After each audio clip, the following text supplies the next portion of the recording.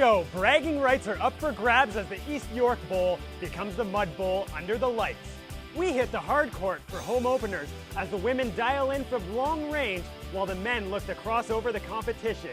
And we show you East York's version of hockey's holy grail. Don't strain your eyes, kid. Centennial Sports TV starts now. Welcome to Centennial Sports TV. I'm Andrew Tokar, along with Craig Richenbach. And you know, Andrew, in a nice departure from most Toronto sports shows, we're not going to lead off with hockey today. In fact, we've got a whole section off the top devoted to the gridiron. And that's why fall's the best season of all. Football's back. East York Collegiate had its homecoming under Friday night lights last week as the senior football team hosted rivals Degrassi High. The biggest factor during the game was nature itself, and it added some adrenaline to an already energetic crowd.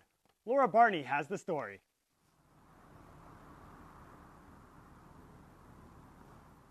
It was 1 week ago today, right here on this field, that Friday Night Lights took place.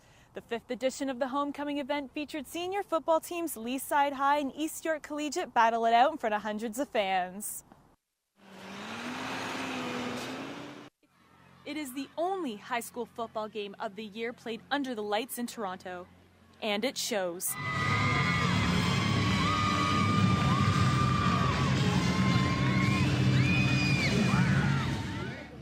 Despite buckets of rain, puddles of mud, and a loss on home field, Friday Night Lights did not disappoint. Every single one of them is absolutely ecstatic. When they get to the very first day of football in September, the very first day that they get their equipment, the first thing they're looking at is what's going to happen under the lights. Even though the home team went down 10-2 against their community rivals, the bad weather couldn't defeat fan spirit. Some actually seemed to enjoy it. Let's go, Shark! Yeah! Win or lose, this event is something players look forward to every year. I think it was a fantastic success. I think that the teachers, the principal, Mr. Perovic, who does a phenomenal job to get this thing organized. A lot of effort went in tonight, and I think a lot of people are going to be pleased with what happened as far as the vendors go and Mike Perovic, what he did to set this place up. I think it went really well. As for next year, the boys of East York Collegiate will have to wait and see what Mother Nature has in store. For Centennial Sports TV, I'm Laura Barney. Thanks, Laura. And keeping with football, the Toronto Argonauts may not be having much luck on the field this season, but they're definitely making their presence felt in the GTA with a new initiative aimed at rebuilding high school football. As Elena Pagliarello reports, 2 East York schools that were on the verge of losing their programs are now reaping the benefits.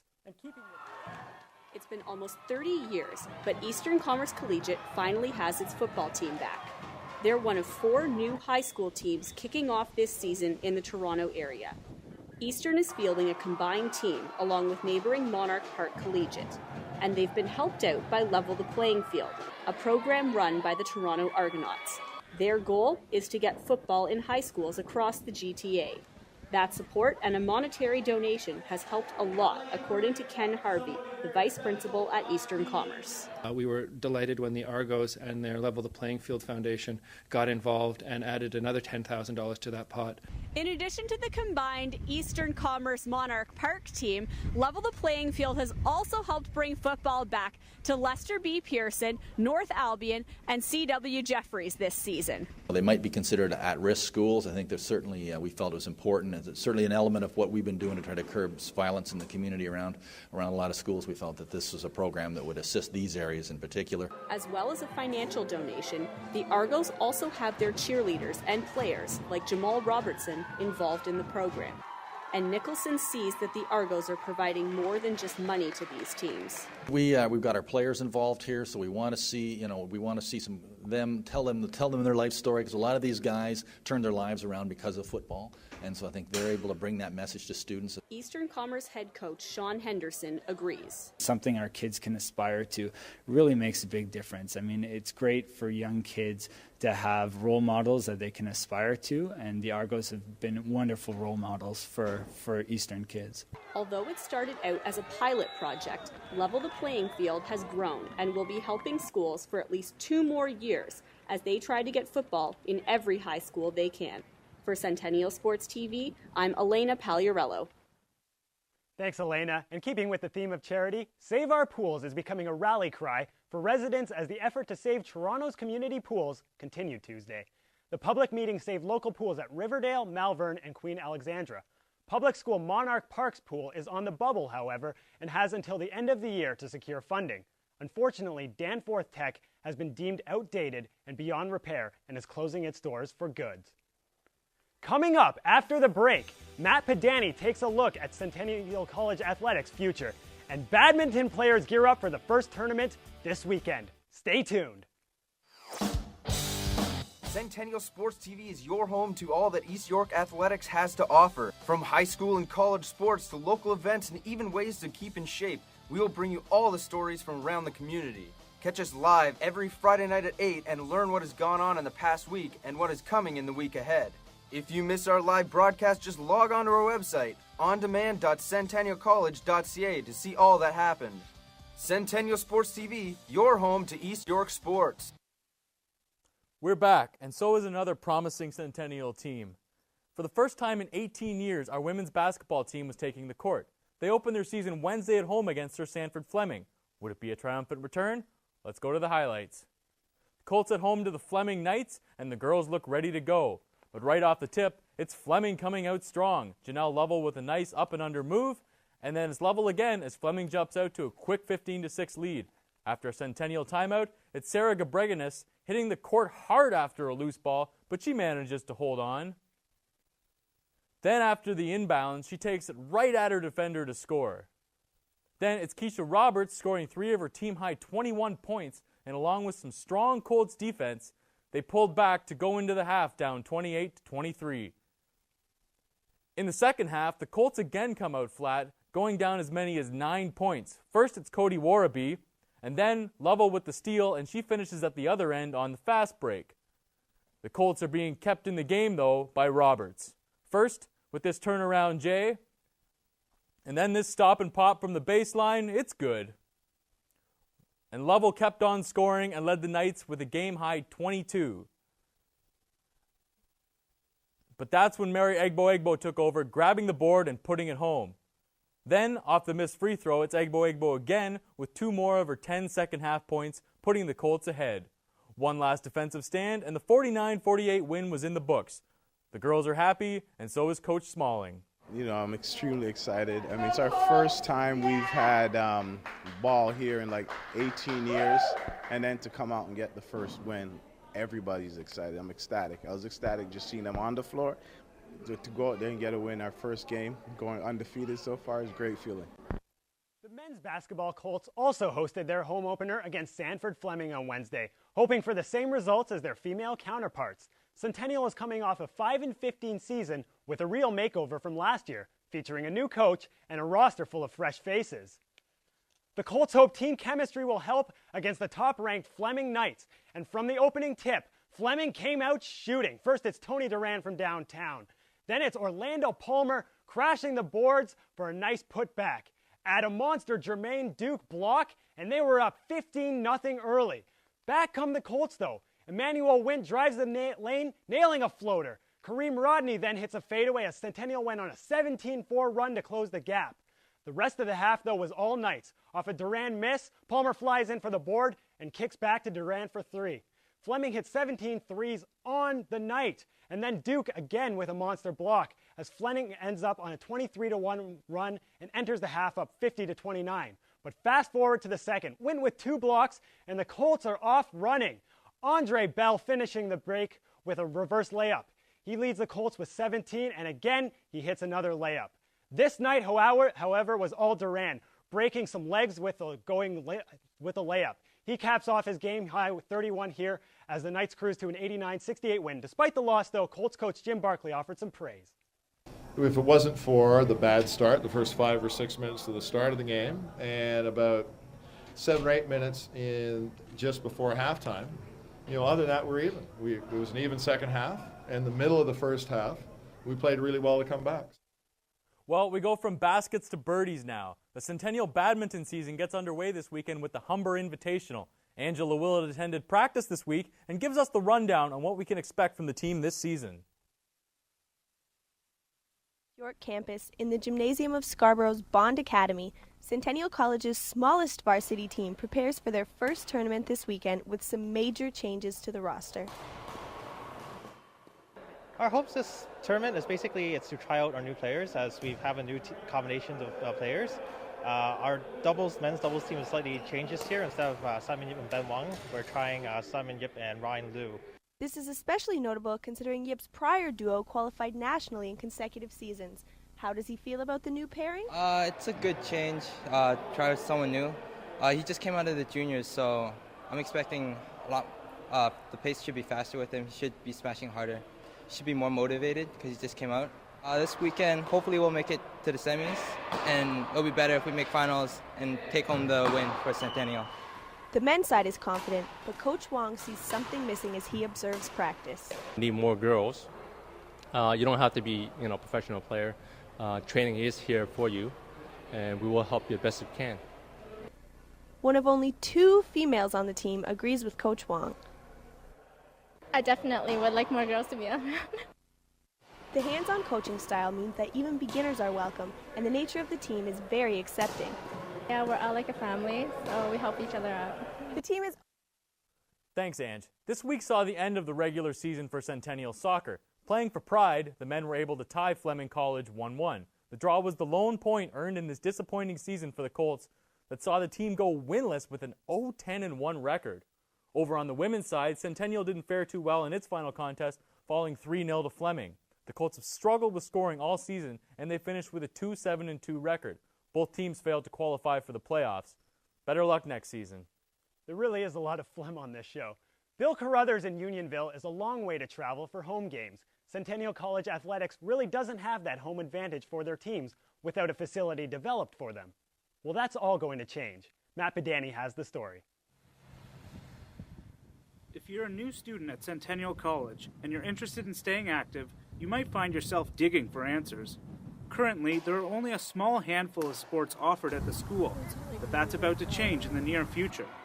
Steve McLaughlin, the manager of athletics at Centennial, gave CSTV a short tour of some of the exciting changes taking place within the department. Probably 3 years ago, there was a referendum by the Student Association, and successful, as you can witness behind me, that in the near future, and probably 2010, 2011, we'll be opening the Athletics and Wellness Center. At a cost of $30 million, the new athletic building at the Progress campus offers more than just the average gym, and the school is hoping it can service the fitness needs of students from each of the 4 campuses in Toronto. There's an 80-meter indoor track, spa, health fitness area, offices, a couple of squash courts, and of course the main feature is a triple gymnasia. This facility will finally give the Centennial Colts a long-awaited home turf for their varsity badminton and basketball teams. They've been playing their home games at various high schools in the area. But the AWC is only one step in a 5-year plan to elevate the athletics program available to students. Here, a new soccer field with artificial turfs is also in the works. First of all, we need to get our facilities in order, get our programs running well, and then enhance our programs from there. With the college well into its 5-year plan, this new gym being expected to open in 2011, and more sports becoming available to the student population, people here should have a lot to look forward to as they cheer on the new-look Colts. For Centennial Sports TV, I'm Matt Pedani. Coming up on CSTV, we head to Chili Cherry Beach as high school field hockey playoffs get underway. And we'll tell you why the Little Stanley Cup is missing. What if you could live your sports dream off the playing field? At Centennial College in Toronto, those dreams could become a reality. Welcome to the Graduate Sports Journalism program, where students can learn their craft from some of Canada's finest journalists. What we're interested in graduating is not just jocks, but great storytellers who have a passion for sport. The students have the opportunity to get hands-on training. They get to go to sports games and do reports. So what are you waiting for? Log on to centennialcollege.ca to find out how to apply. Welcome back to CSTV. And you know, something else Matt found out in his interview, Centennial is going to be unveiling a new logo for the Colts in the next few weeks. So we'll have more information on that as it becomes available. Here at CSTV, we've covered a lot of college sports, but other than high school football, high school has been largely overlooked. But that all changes tonight. Our own Danny Black sacrificed his body in the frigid temperatures to bring us a story of 2 field hockey teams that finished the season strong and are now looking to make their marks in the playoffs. It was a cold and windy evening on Thursday at Cherry Beach Sports Park, the venue for the South Region Girls Field Hockey quarterfinals. Two East York high schools, Leaside and Riverdale Collegiate, took part in the doubleheader in hopes of making their way to the semifinals.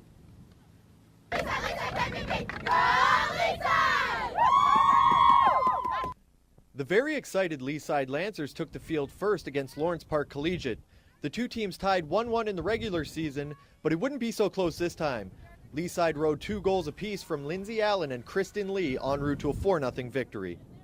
For us, this was really, really wonderful because we haven't scored this many goals in any game yet. So it's a really good lead up to the next one.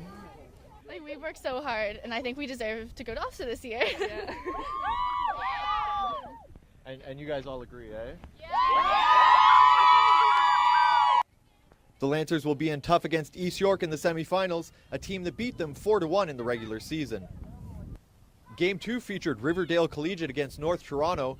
The last time these two teams faced off, it ended in a scoreless draw, and after full-time and overtime, they found themselves tied at zeros again. So it was off to the shootout, and after 10 rounds out in the cold, these players were just looking to keep warm. But it was goalie Nikki Forster who came up with a big save in the 11th round to seal the victory for Riverdale.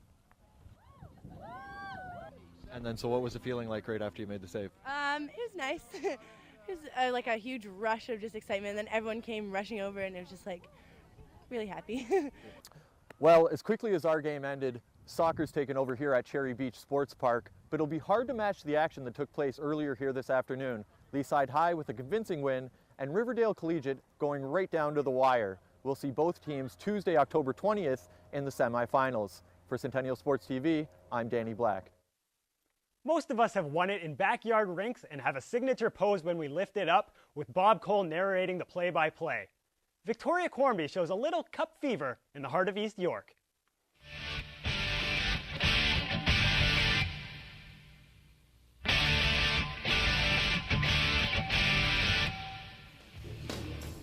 I've been hearing stories about a little Stanley Cup right here in our own community, so I've come down to the East York Arena to see if I can catch a glimpse of it. However, it's proving to be a little more difficult to find than I at first thought.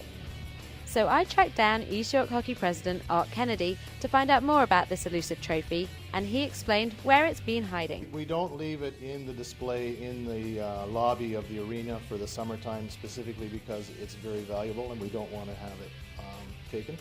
And indeed they wouldn't. It's a minor celebrity here in Toronto, especially with the extra coverage it received during the lockout year. Yeah, we had a lot. I was even interviewed on CBC Radio. We had different sports announcers from various TV stations in Toronto. The Cup has been a fixture every season since 1954, and kids and coaches alike hope to lift it high over their heads.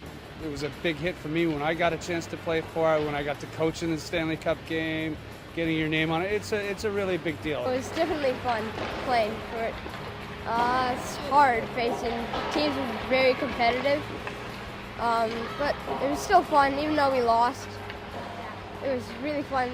Stanley Cup's really cool. And the man who gets to touch the real thing knows it's every kid's dream to win the Stanley Cup.